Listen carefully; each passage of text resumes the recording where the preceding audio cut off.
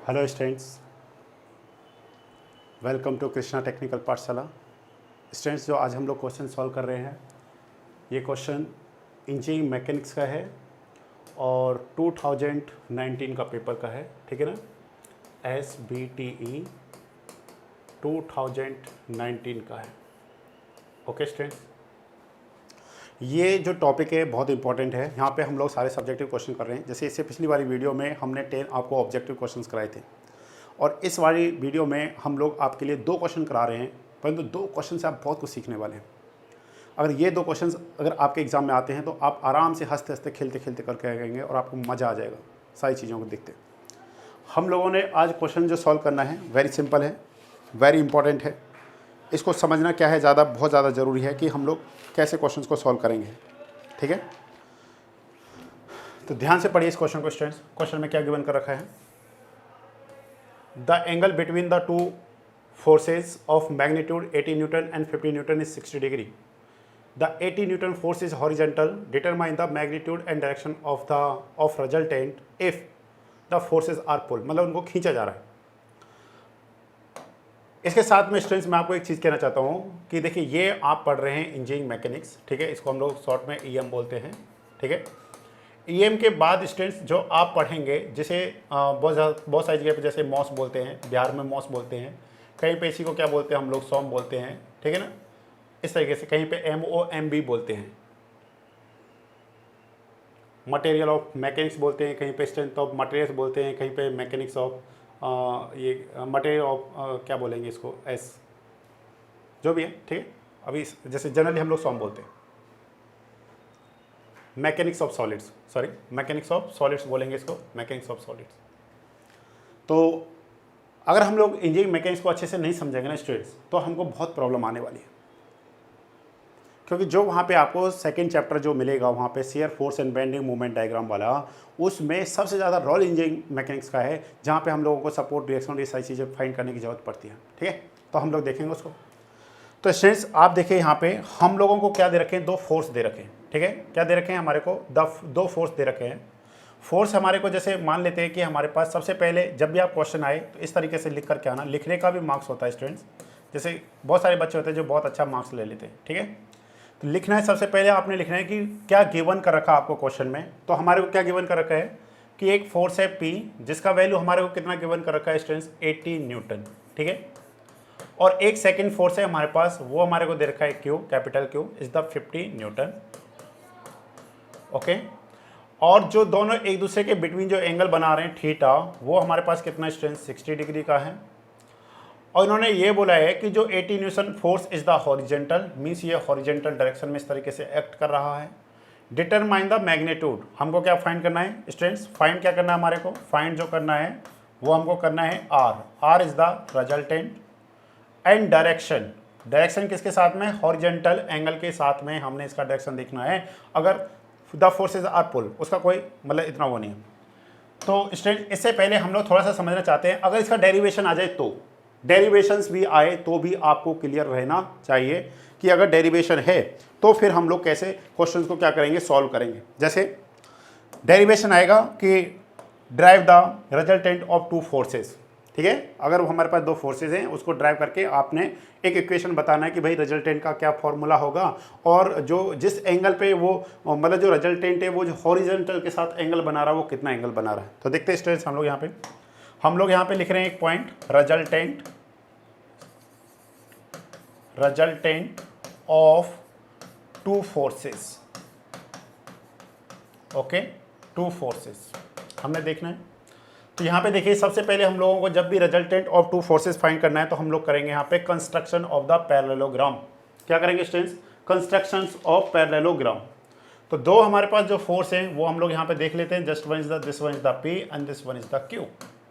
तो यहाँ पे फर्स्ट पॉइंट क्या है हमारे पास,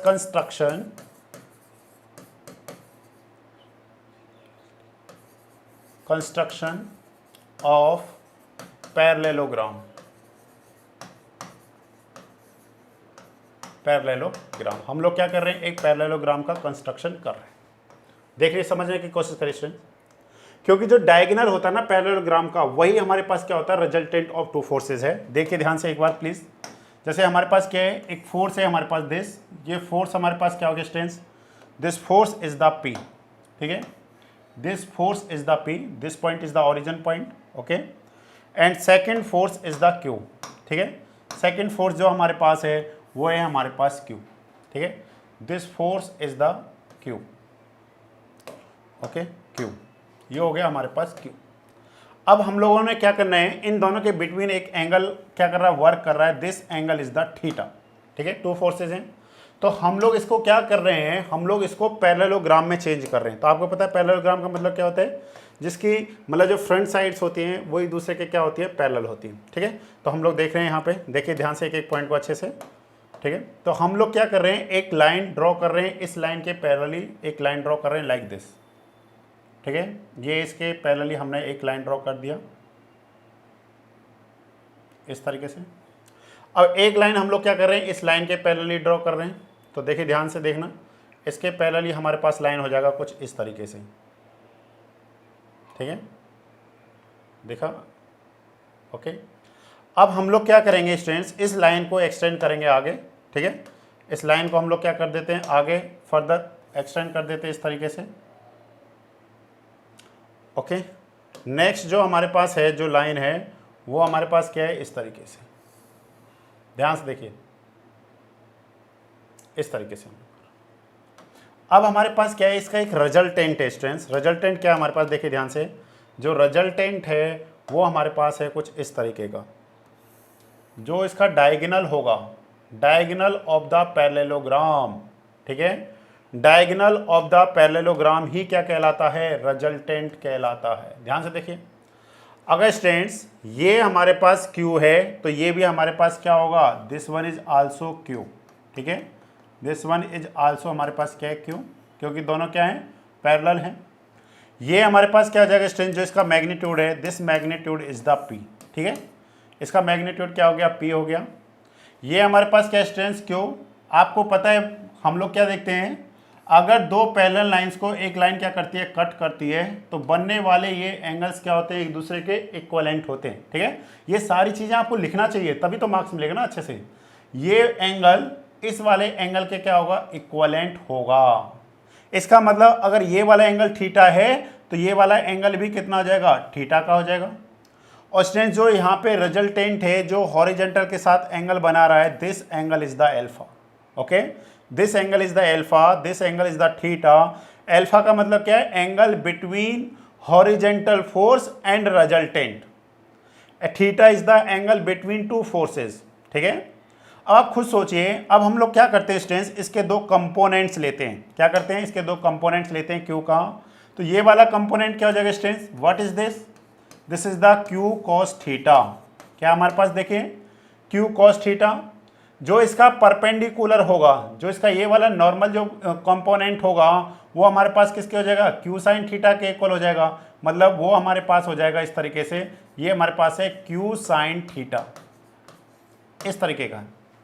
अब यहाँ पे हम लोग बात कर रहे हैं, जैसे suppose this point is the A, okay, this point is the B, okay, this point is the C, this point is the D and this point is the E, okay, इस तरीके से हम लोग लिख सकते हैं।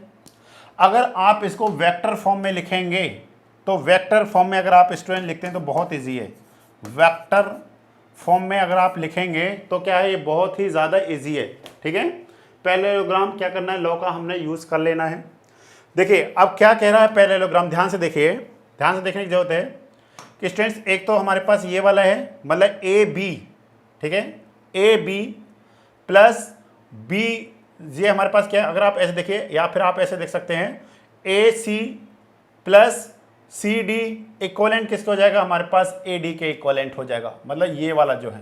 तो हम लोग क्या लिखना चाह रहे हैं यहाँ पे, vector addition, okay, vector addition में मैं क्या लिखना चाहता हूँ, देखिए ध्यान से, मैं लिख रहा हूँ यहाँ पे ए डी वेक्टर जो है हमारे पास, A D vector it is equivalent A C vector plus क्या हो जाएगा स्टूडेंट, सी डी वेक्टर के, ऐसा हम लोग लिख सकते हैं ट्रायंगल लॉ के अकॉर्डिंग, ठीक है, this side plus this side equal to this side.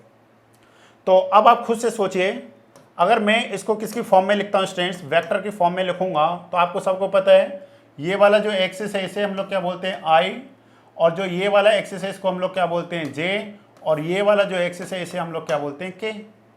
तो अगर मैं इसको लिखता हूं आई जे के फॉर्म में तो मैं क्या लिखूंगा, P plus Q cos theta, ये क्या हो जाएगा स्टूडेंट्स आई, ठीक है, प्लस क्या हो जाएगा C D, C D is the Q sine theta into किसके हो जाएगा, जे के हो जाएगा, ठीक है।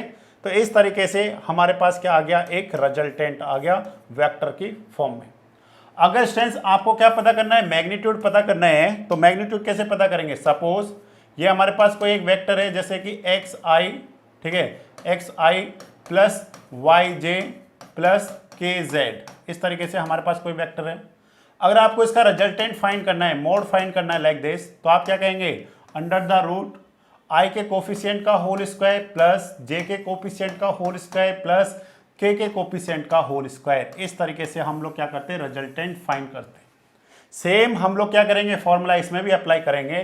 तो हमारे पास क्या आ जाएगा स्टूडेंट, देखिए ध्यान से, हम लोग कहेंगे P plus Q cos theta का होल स्क्वायर मीन्स आई के कोफिशिएंट का होल स्क्वायर प्लस जे के कोफिशिएंट का होल स्क्वायर और अंडर द रूट, इस तरीके से कर देंगे अंडर द रूट, और ये हो जाएगा हमारे पास मॉड आर। सिंपली आप क्या करिए स्टूडेंट्स, अब आप यहाँ पे बिल्कुल सिंपल सा इसको ओपन कर लीजिए, ए प्लस बी का होल स्क्वायर, इस तरीके से सारी चीज़ें आपको लिख करके आनी चाहिए।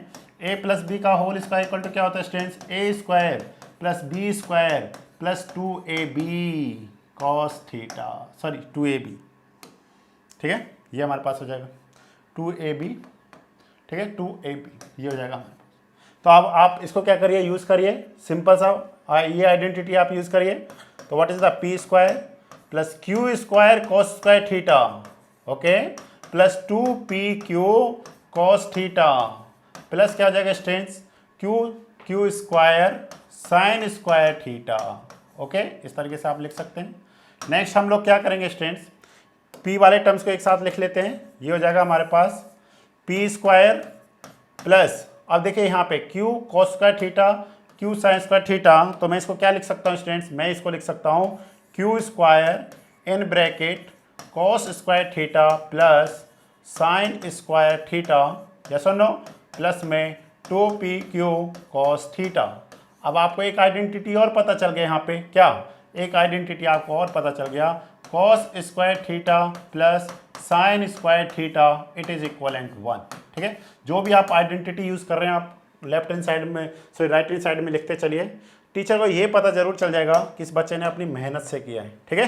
तो आप सबको पता है, तो फाइनल रिजल्ट क्या आ गया students, P square plus Q square plus 2pq cos theta, ठीक है स्टूडेंट्स, ये हमारे पास है।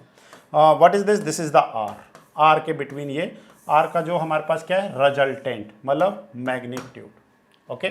अब आप एक पॉइंट देखिए ध्यान से, यहाँ पे समझने की कोशिश जो करिए, ठीक है ना, R equal to under root P square plus Q square plus 2pq cos theta. आप खुद सोचिए, अगर आपसे पूछा जाए कि आर का जो रिजल्टेंट है, मीन्स जो रिजल्टेंट है वो मैक्सिमम कब हो सकता है, पी एंड क्यू की वैल्यू को चेंज किए हुए बिना। आप खुद से सोचो कि पी एंड क्यू की वैल्यू को चेंज नहीं कर रहे हैं, बस उसका क्या है, रिप्रेजेंटेशन डिफरेंट कर रहे हैं, तो रिजल्टेंट मैक्सिमम कब हो सकता है। तो स्टूडेंट्स रिजल्टेंट मैक्सिमम कब होगा, at max resultant, at max resultant क्या क्या मैक्स होना चाहिए, cos theta is maximum, okay.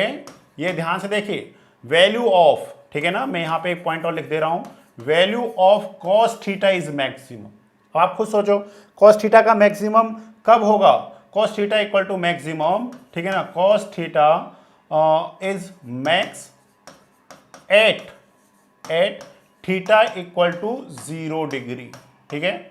अगर थीटा का वैल्यू क्या है, 0 डिग्री है, तो cos थीटा का वैल्यू क्या होगा, मैक्सिमम होगा। अगर cos थीटा मैक्सिमम होगा तो ओवरऑल रिजल्टेंट क्या हो जाएगा, मैक्सिमम हो जाएगा। इसका मतलब क्या है, P एंड Q क्या होने चाहिए स्टूडेंट्स, एक ही डायरेक्शन में, मतलब वो दोनों एक दूसरे के ऊपर क्या करने चाहिए, कोइंसाइड करने चाहिए, या बोथ आर क्या होने चाहिए, पैरेलल टू ईच अदर होने चाहिए। तो उस केस में हम लोग क्या कहेंगे कि आने वाला रिजल्टेंट क्या होगा, मैक्सिमम होगा। अगर आपसे पूछा जाए कि रिजल्टेंट आपको मिनिमम चाहिए तो उस केस में हम लोग क्या कहेंगे, कॉस थीटा इज मिनिमम। ठीक है, मिनिमम अगर आपको रिजल्ट चाहिए, मिनिमम रिजल्ट, ठीक है, तो उस केस में आप क्या कहेंगे, मिनिमम रिजल्ट का सिंपल सा केस क्या है हमारे पास students, cos theta is minimum. Okay, तो आपको पता है ये किस एंगल पे होगा, at theta equal to 180 degree. Reason, because cos 180 degree it is equivalent -1। Okay students, and cos 0 पे कितना वैल्यू होता है, कॉस 0 इक्वल टू कितना होता है स्टूडेंट्स, 1 के इक्वलेंट होता है। ओके, ये हो गया हमारे पास। अब ये तो हो गया हमारे पास, आपको मिनिमम वैल्यू पता चल गया, मैक्सिमम वैल्यू पता चल गया। इसको हम लोग क्या बोलते हैं स्टूडेंट्स, लाइक फोर्स बोलते हैं। क्या है ये, लाइक फोर्सेस।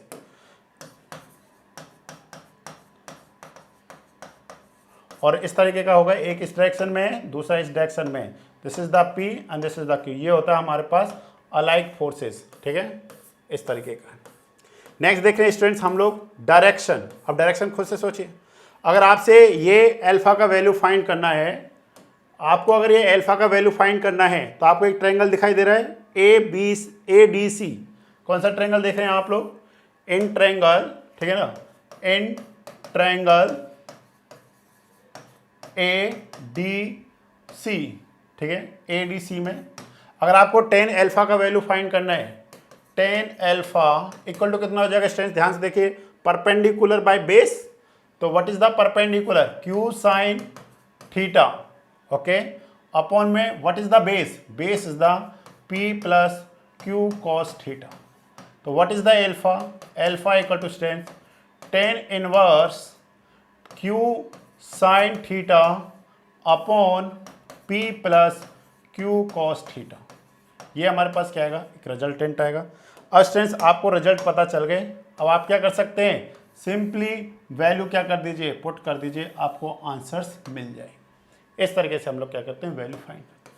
तो स्टूडेंट्स ये अगर आप ये डेरिवेशन कराया मैंने, ठीक है ना, अगर डेरिवेशन पूछा जाए तो आपने इस तरीके से डेरिवेशन करके आना है। अगर आपसे क्वेश्चन पूछा जाए तो हम लोग क्या करेंगे, ओनली क्वेश्चंस का क्या क्या कर लेंगे, यूज़ कर लेंगे, फॉर्मूलेज का यूज़ कर लेंगे। देखिए कैसे, बहुत सिंपल है। ओके,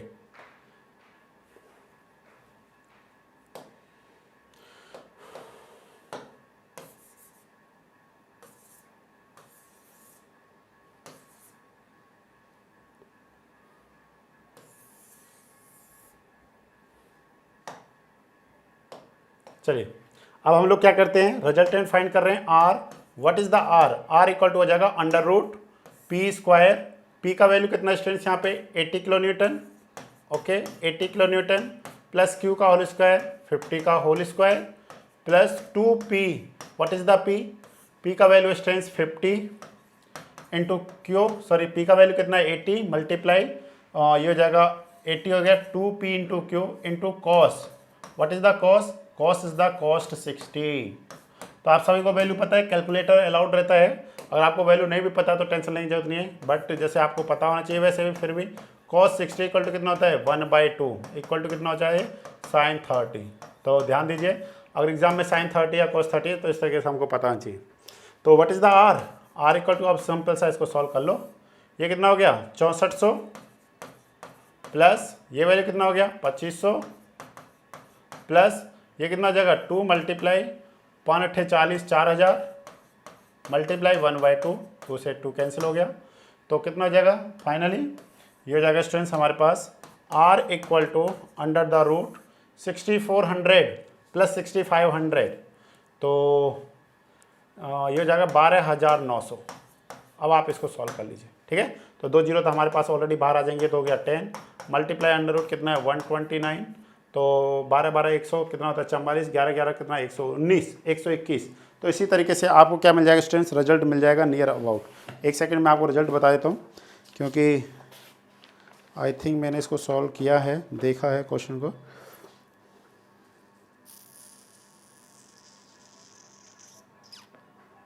ओके, इसको स्टूडेंट्स सॉल्व नहीं किया है, सॉल्व कर लेते हैं, 1 सेकंड लगेगा, ठीक है, wait a minute.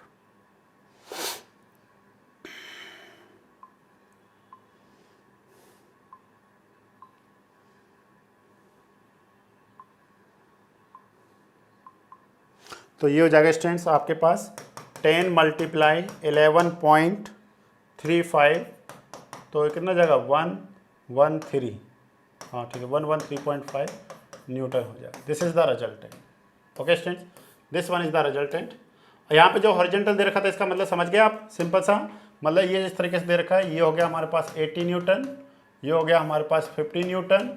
Okay students, और ये इनके बिटवीन जो एंगल है this angle is the 60 degree, और ये इनके बीच में से क्या निकलेगा स्टूडेंट्स रिजल्टेंट आर, और ये वाला जो एंगल है एल्फा, आर का वैल्यू कितना आ गया 113.5 न्यूटन। ठीक है, and what is the alpha, alpha का वैल्यू क्या होगा स्टूडेंट्स, ध्यान से देखिए। एल्फा जो डायरेक्शन है हमारे पास, एल्फा इक्वल टू हमारे पास है 10 inverse okay Q sine theta. ठीक है, what is the Q, Q is the 50, sine कितना हो जाएगा स्टूडेंट्स 60 अपॉन पी, पी का वैल्यू कितना है 80 प्लस क्यू 50 कॉस थीटा। तो स्टूडेंट्स इसको आप सॉल्व कर लीजिए फाइनली, 10 इनवर्स ओके ये हो जाएगा 50 साइन 30 मीन्स 50 मल्टीप्लाई में √3/2 अपॉन 80, 50 है cos 60 को क्या लिख सकते हैं 1/2, तो 1/2 से कैंसिल हो जाएगा 25, तो ये कितना हो जाएगा 105। ठीक है, तो इस तरीके से आप कर सकते हैं। 2 से भी कितना टाइम्स हो जाएगा 25 टाइम्स, तो फाइनली हम लोग लिख रहे हैं यहाँ पे 10 inverse 25√3 upon 105। By help of the calculator आप क्या कर सकते हैं, सॉल्व कर सकते हैं। जब फाइनली देखेंगे तो स्ट्रेंथ से 22.23 इस तरीके से हमारे पास क्या बन रहा है, एक एंगल बन रहा है। ठीक है, कैलकुलेशन थोड़ा बहुत मिस्टेक हो सकती है नो डाउट, ठीक है, बट कंसेप्ट गलत नहीं होना चाहिए स्टूडेंट, समझ आ रहा है ना, क्योंकि जब भी कोई टीचर है तो हो सकता है वो फॉर्मूलेज देखेंगे, सारा कुछ अगर आपको क्लियर है तो चलता है। ठीक है ना, इतना टेंशन लेने की जरूरत नहीं वहाँ पे। तो आई थिंक आपको डेरिवेशन भी क्लियर हो गया साथ साथ में, और आपको क्वेश्चन भी क्लियर हो गया, और आपको ये भी पता चल गया कि मिनिमम वैल्यू क्या हो सकती है, किस एंगल पे होगा, मैक्सिमम वैल्यू किस एंगल पे होगा। आई थिंक ये सारे पॉइंट्स आपको यहाँ से क्या हो गए, क्लियर हो गए। मुझे ऐसा लगता है कि आपको इसमें क्या हुई होगी, थोड़ी सी हेल्प मिलेगी। ठीक है स्टूडेंट्स, इसमें आपको थोड़ा सा क्या हो गया, हेल्प हो गया। अब नेक्स्ट क्वेश्चन है हमारे पास, ये था स्टूडेंट क्वेश्चन नंबर 7 2019 पेपर का। अब हम लोग देख रहे हैं नेक्स्ट क्वेश्चन है हमारे पास, देखिए ध्यान से, ये हमारे पास क्वेश्चन है स्टूडेंट, ध्यान से देखिए इस क्वेश्चन को। तो हम लोग इसको थोड़ा सा क्या करते हैं, नीचे ले लेते हैं, जिससे क्या हो आपको प्रॉब्लम ना हो। ठीक है,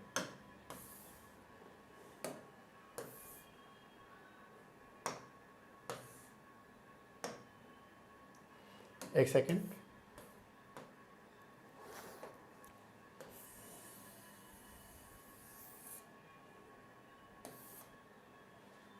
अब हम लोग करते हैं इस क्वेश्चन को, देखिए ध्यान से। अब इस क्वेश्चन को देखिए ध्यान से स्टूडेंट्स, ये बहुत सिंपल क्वेश्चन है। इस क्वेश्चन को जब भी इस टाइप के क्वेश्चन आए, ये 6 नंबर का क्वेश्चन बनेगा आपका। ठीक है, और इसमें बड़ा इजी है मार्क्स लेना, क्योंकि सपोर्ट रिएक्शंस फाइंड करनी है हमारे को। तो स्टूडेंट्स इसको समझने के लिए सबसे पहले कुछ चीज़ों को और समझने की कोशिश करते हैं हम लोग। सबसे पहले ये बताइए कि इस बीम का नाम क्या है। ठीक है, ये सिंपली सपोर्टेड है, या फिर ये कैंटिलीवर है, या ओवर हैंगिंग है, या बोथ साइड ओवर हैंगिंग है, या फिर क्या है आपके पास फिक्स्ड बीम है, या कंटिन्यूस बीम है, या फिर प्रॉप्ड कैंटिलीवर बीम है। तो इतना तो आप याद रखिए कि यहाँ पे आपको इनडिटर्मिनेट बीम नहीं दिया जाएगा। जो भी बीम होगा वो कैसा होगा, डिटर्मिनेट बीम होगा। ठीक है ना, इनडिटर्मिनेट बीम आपको नहीं दिया जाएगा, बिकॉज क्योंकि आपको यहाँ पे सिर्फ इक्विलिब्रियम कंडीशंस को यूज करके ही क्या करना है, सपोर्ट रिएक्शंस को फाइंड करना है। जैसे सपोज ध्यान से देखने की कोशिश करिए, अगर जैसे आपको एक बीम दे दी जाए लाइक दिस। ठीक है, मैंने कल लास्ट वीडियो में बताया था आपको, इस टाइप के बीम को हम लोग क्या बोलते हैं, ये हमारे पास एक है प्रॉप्ड कैंटिलीवर बीम। कैसा बीम है ये, है हमारे पास एक प्रॉप्ड कैंटिलीवर बीम। अब बताइए it is a determinate beam और इनडिटर्मिनेट बीम। ये हमारे पास है इनडिटर्मिनेट बीम। कैसा बीम है,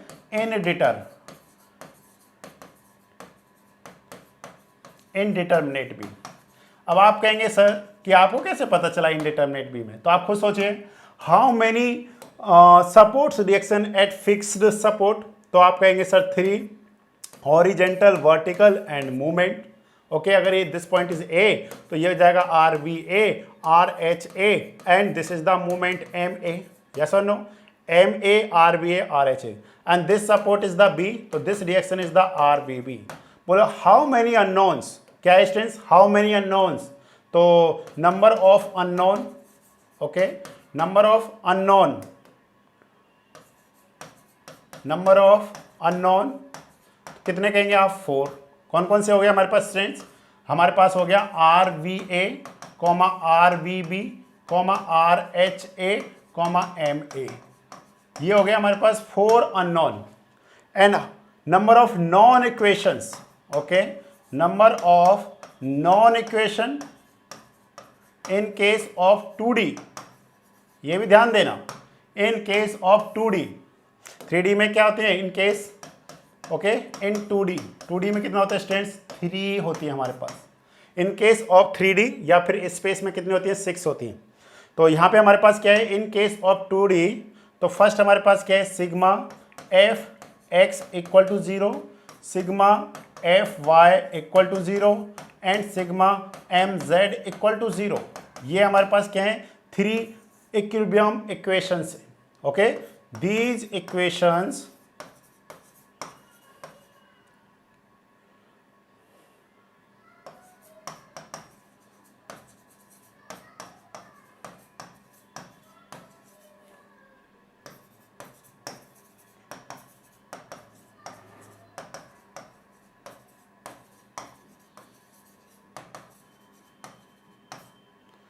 These equations are known as equilibrium equation। क्या बोलते हैं इक्वेशंस के स्टूडेंट्स, इक्विलिब्रियम इक्वेशन। अगर आपके पास अननोन 3 है, क्या स्टूडेंट्स, अगर आपके पास अननोन क्या है, 3 है या लेस देन 3 है, तो उसे हम लोग क्या कहेंगे, डिटर्मिनेट कहेंगे। अगर अननोन हमारे पास मोर देन 3 है इन केस ऑफ 2D, तो उसे हम लोग क्या कहेंगे, इनडिटर्मिनेट कहेंगे। समझे? अगर जैसे अगर आपसे कोई क्वेश्चन पूछ लिया जाए, ठीक है, अगर आपसे क्वेश्चन सिंपल सा पूछ लिया जाए, इस तरीके का एक क्वेश्चन पूछ लिया जाए कि बताइए ये कैसा है, this is one is the determinate और इनडिटर्मिनेट, तो आप कहेंगे सर देखिए यहाँ पे एक रिएक्शन एक्ट कर रहा है और यहाँ पे भी एक रिएक्शन एक्ट कर रहा है। Suppose this point is the A and this support is the B, तो ये हो जाएगा R B A and this is the R B B. तो how many unknowns, 2, 1 R B A R B B. अब आप कहेंगे sir कि number of non equation या नंबर ऑफ इक्विलिब्रियम इक्वेशंस 3, तो ये कैसा है, this one is the determinate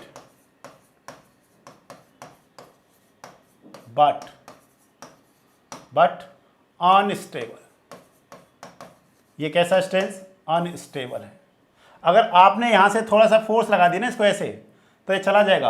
अब कहाँ जाएगा आपको भी नहीं पता और हमको नहीं पता है, इस पैनल से बाहर चला जाएगा। तो इसलिए ये क्या है, अनस्टेबल है, बट कैसा है, डिटर्मिनेट। ठीक है, अगर आपसे यही अगर इस तरीके का दे दिया जाए लाइक दिस, तो आप क्या कहेंगे, this one is the indeterminate या डिटर्मिनेट, ये हो जाएगा इनडिटर्मिनेट।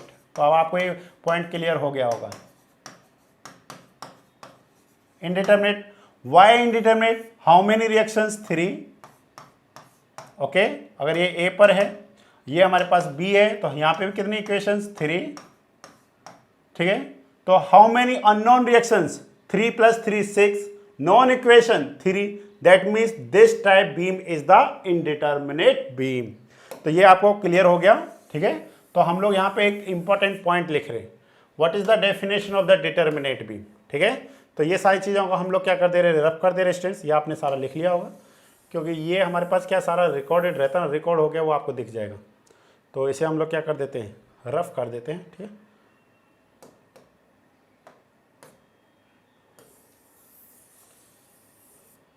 ठीक, ये डिट। अब यहाँ पे आपको ध्यान देना है, condition of determinate beam, condition of determinate,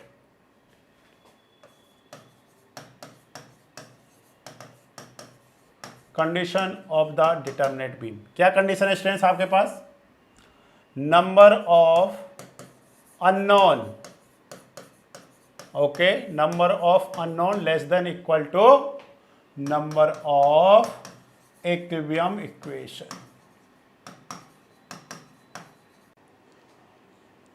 तो स्टूडेंट्स यहाँ पे देख रहे हैं हम लोग, नंबर ऑफ अननोन रिएक्शन क्या है हमारे पास, number of unknown reaction number of unknown reaction less than equal to number of known reaction या फिर नंबर ऑफ इक्विलिब्रियम।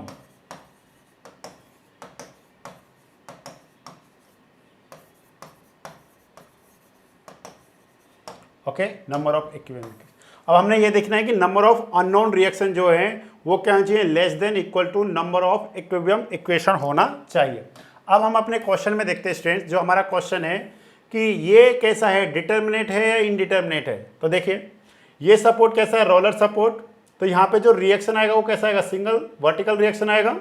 ओके, ये बात आपने ध्यान देना है, रोलर सपोर्ट हमेशा इस तरीके से नहीं होगा। रोलर सपोर्ट आपको कैसे मिलेगा, ऐसे भी मिल सकता है।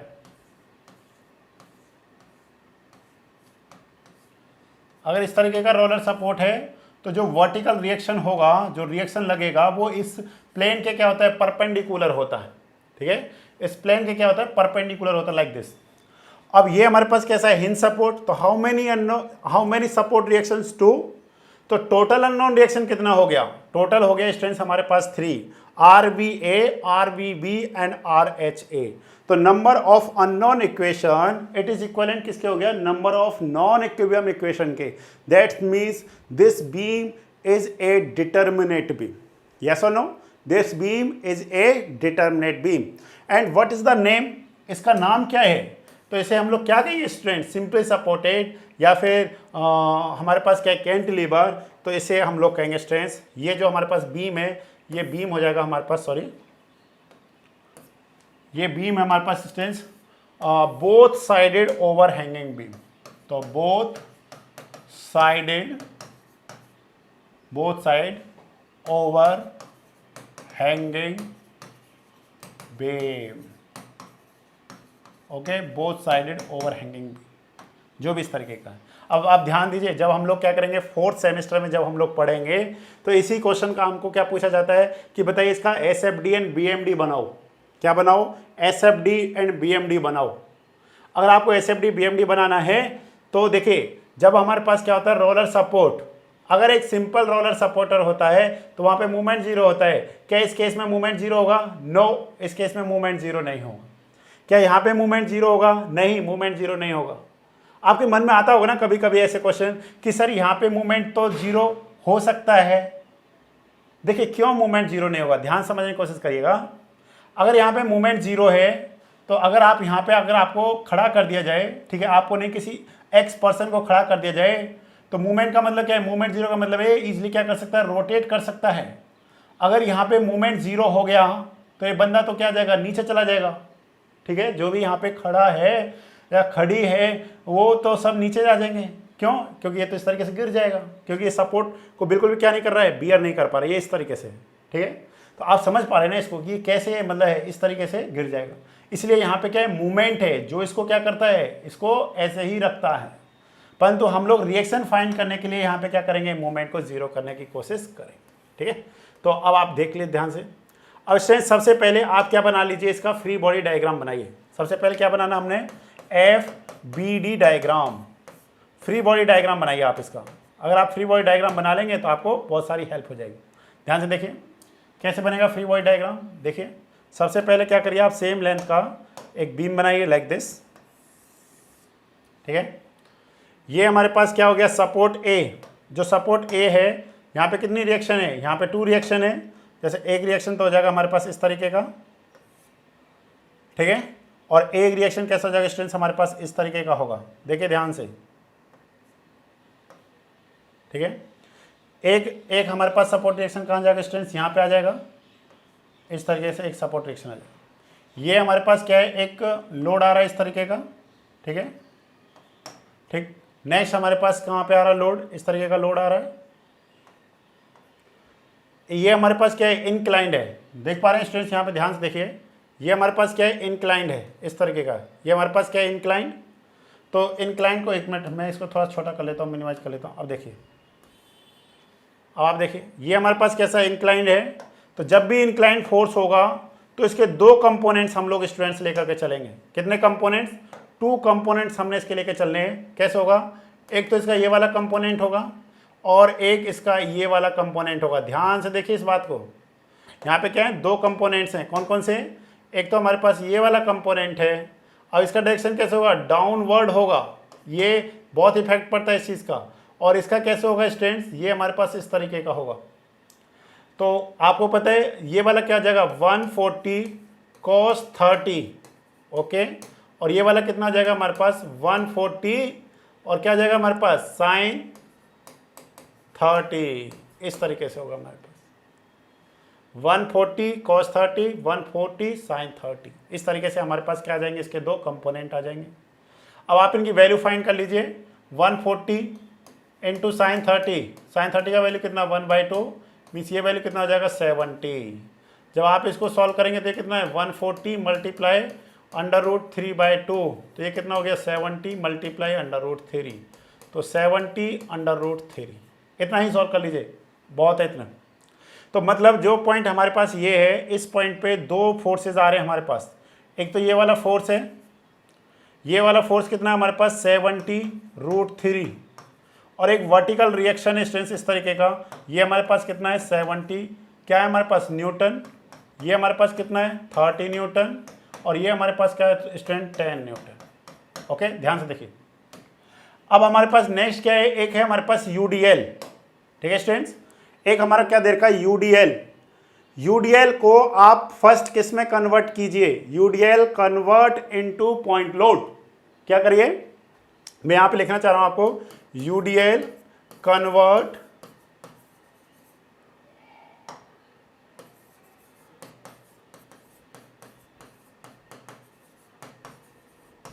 To point load. तो कैसे करेंगे स्टूडेंट्स, सिंपल सा देखिए ध्यान से। Load intensity, okay, load intensity multiply में लेंथ ऑफ द लोडिंग।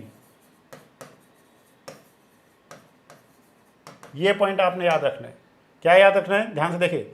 इस पे लोड इंटेंसिटी कितना strength, 2 newton per meter, and what is the length, length is the 1.5 meter. तो एक पॉइंट आपने हमेशा याद रखना है, ध्यान से देखिए।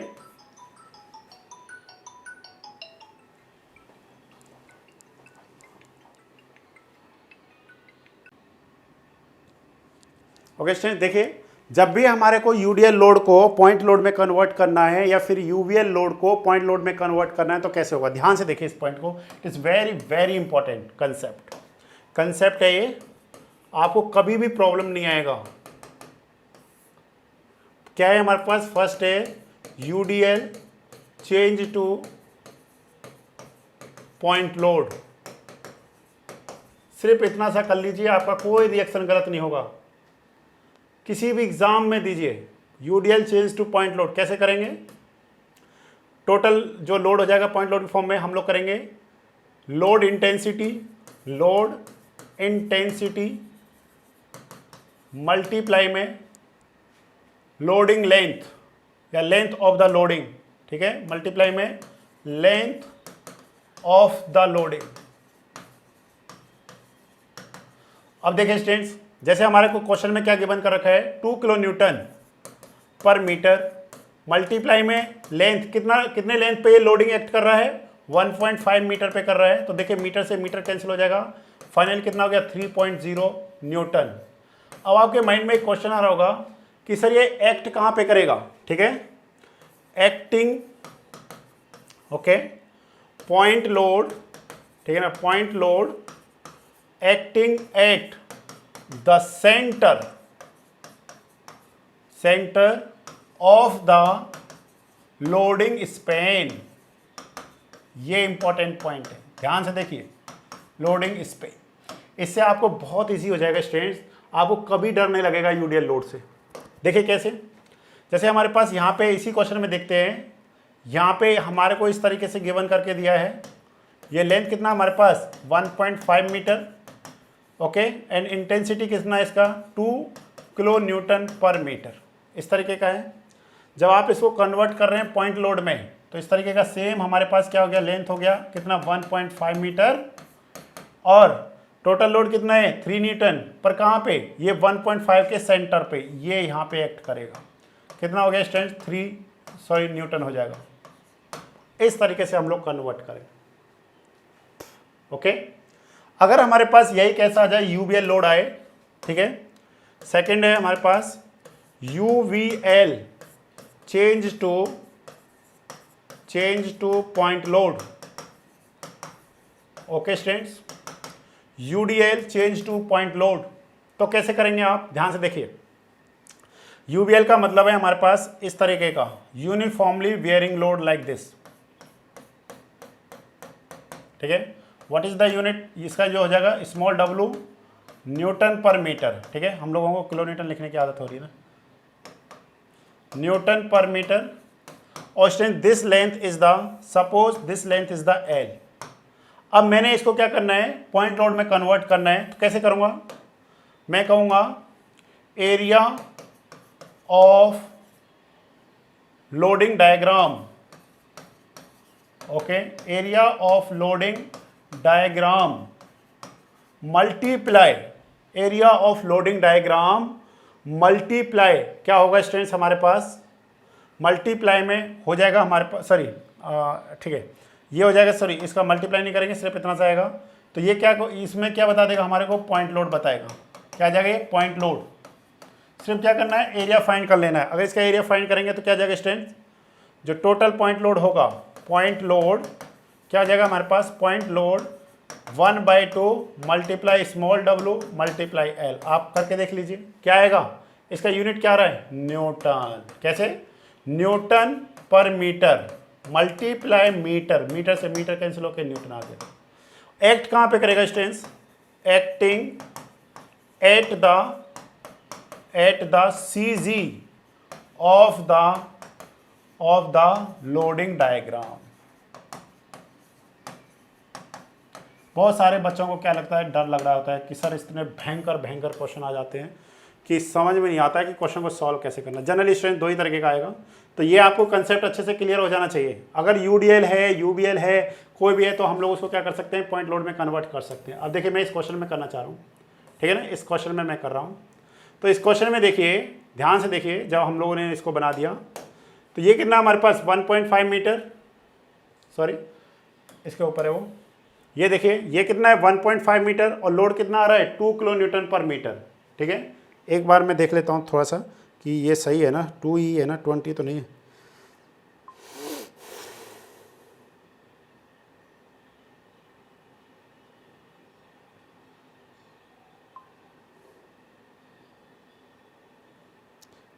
बस एक सेकंड लगेगा स्टूडेंट्स,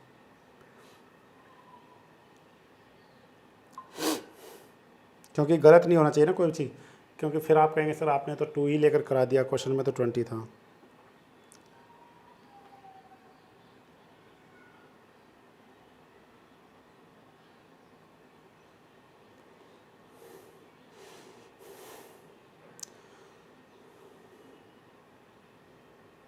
ओके स्टूडेंट्स, 2 ही है, बाकी सारा कुछ सही है, 2 किलो न्यूटन ही है। तो ये हो जाएगा 2 किलो न्यूटन। तो स्टूडेंट्स ये कहाँ पे एक्ट करेगा, ये इसके CG पे एक्ट करेगा। कहाँ पे एक्ट करेगा, CG पे, मतलब आप इसको कहाँ पे एक्ट करा दीजिए, लाइक दिस। ये कितना हो गया, 2 × 1.5 3 न्यूटन, और ये डिस्टेंस कितना हमारे पास students, this distance is the 0.75 and this distance is the 0.75 metre. अब तो बहुत सिंपल है, ठीक है। अब हम लोग बस इसका वो कर लेते हैं कि कौन सा डिस्टेंस कितना है हमारे पास। ये कितना हमारे पास डिस्टेंस 1.5 मीटर, ठीक है। ये हमारे पास कितना है 2 मीटर। ये हमारे पास कितना है डिस्टेंस, ये हो जाएगा हमारे पास 2 meter, 2.5 meter, and this one is the 2 meter, ठीक है। अब आप देख लीजिए,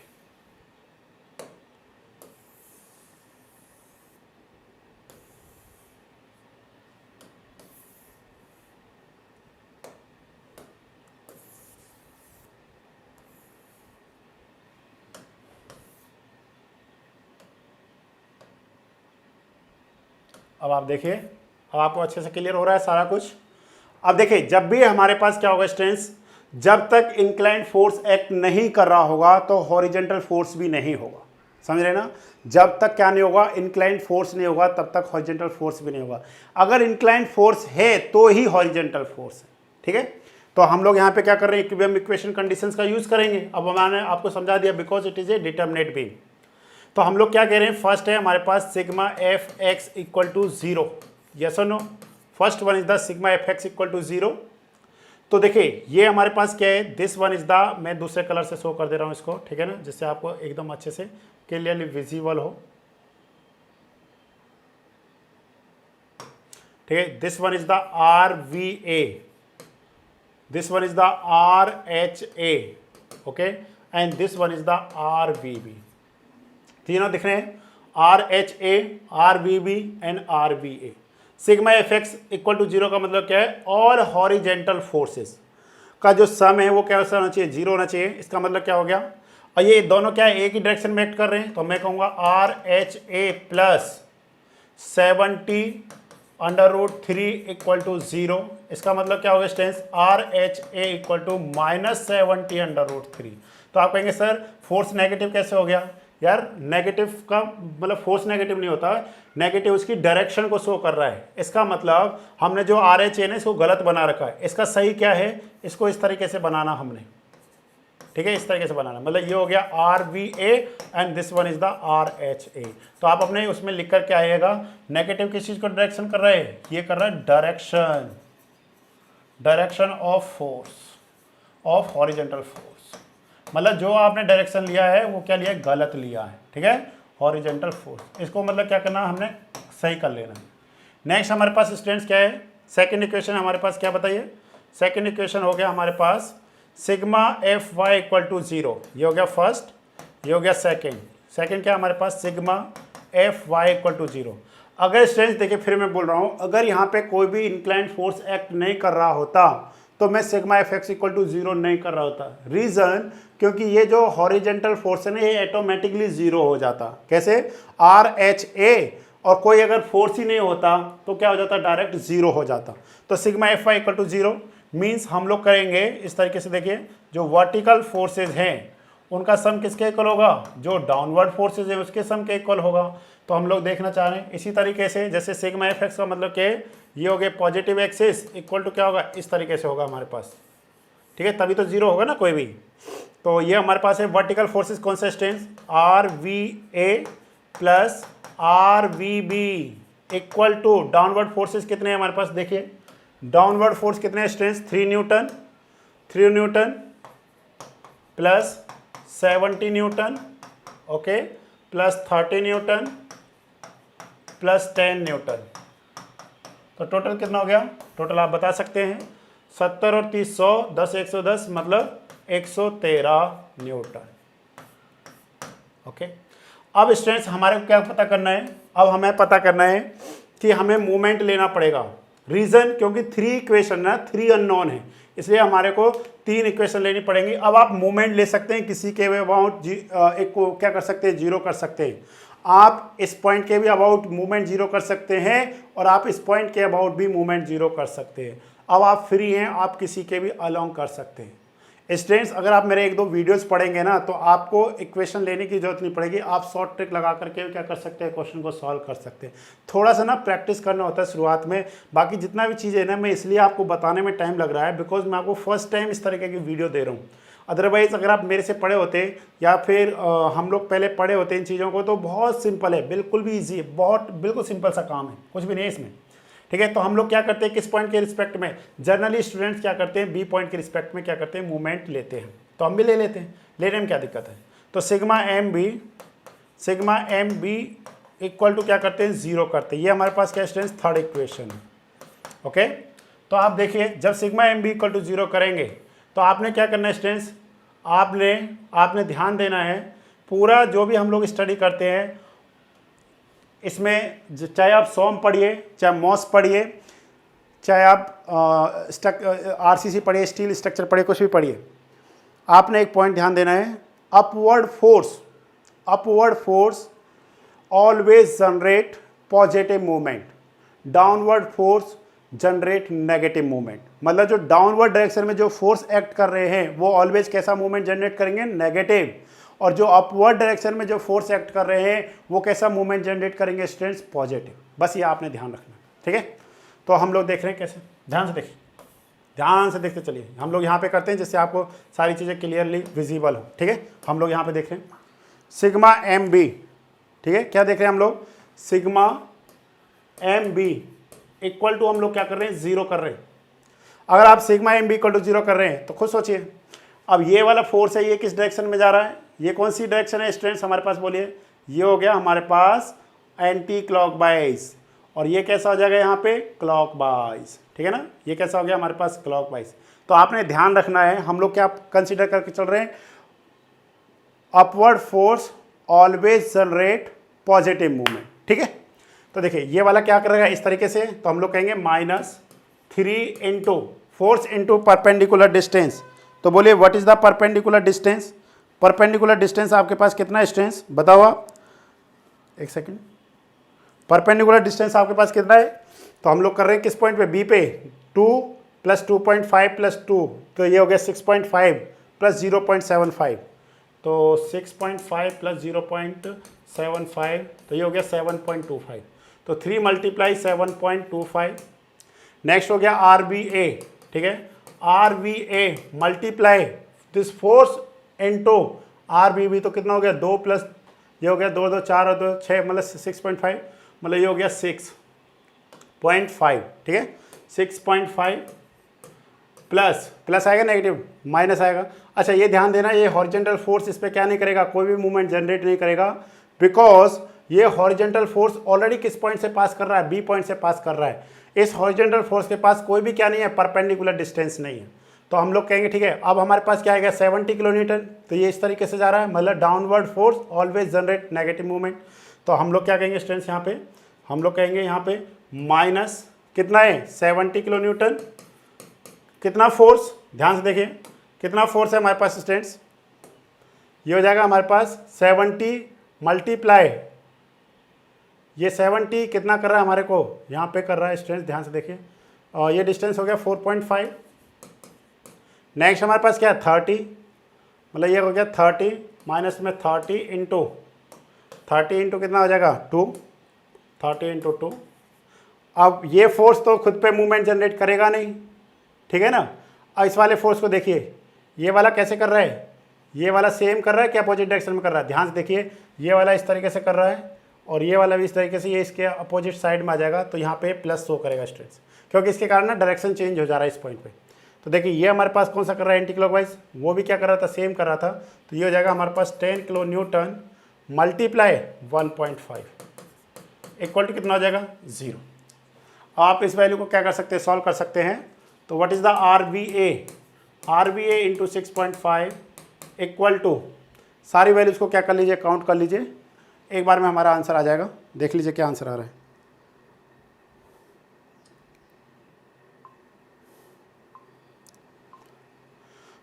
ये हमारे पास स्टूडेंट्स 3 × 7.25 ओके, प्लस ये हमारे पास 70 × 4.5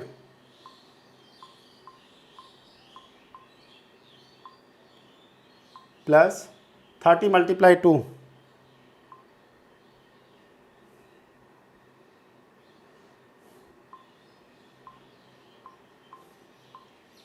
30 × 2 तो 60 होता है। हम लोग भी क्या कर रहे हैं, ओके। तो 1 2 3, ठीक, ये हो गया 396.75 माइनस 15 कर दीजिए, ये हो गया students 381.75 newton. What is the R V A, ये हो जाएगा 381.75 न्यूटन डिवाइड में कितना हमारे पास 6.5,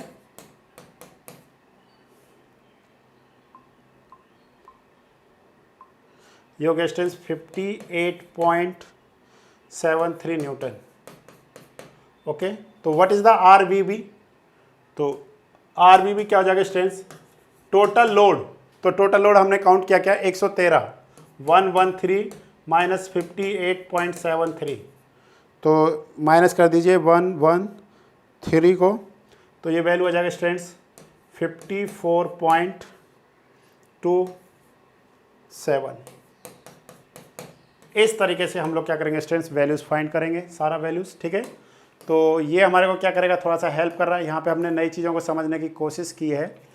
अदरवाइज यूडीएल की हेल्प से भी कर सकते हैं, अदरवाइज आप यूडीएल को क्या कर सकते हैं, कन्वर्ट कर सकते हैं। तो नेक्स्ट क्वेश्चन जब भी आएगा मैं देख लेता हूँ 2018 में या किसी में भी 19-20 में कोई क्वेश्चन होगा तो नेक्स्ट में क्वेश्चन दे दूंगा, जिससे आपको ना एक कंसेप्ट बिल्टअप हो जाएगा अच्छे से कि भाई हम लोग क्वेश्चन को क्या कर सकते हैं, इजीली सॉल्व कर सकते हैं, ठीक है। फिर मैं आपको शॉर्ट ट्रिक से भी बताऊंगा कि कैसे हम लोग क्वेश्चन को, किसी क्वेश्चन को आप क्रॉस चेक भी कर सकते हैं, यार मेरा आंसर सही है या गलत है, ठीक है ना। तो इस तरीके से आप किसी भी क्वेश्चन को सॉल्व कर सकते हैं students. Okay students, I think आपको ये सारी चीज़ें समझ में आई होंगी। मेरी पूरी कोशिश थी यही कि आपको चीज़ें समझ में आए।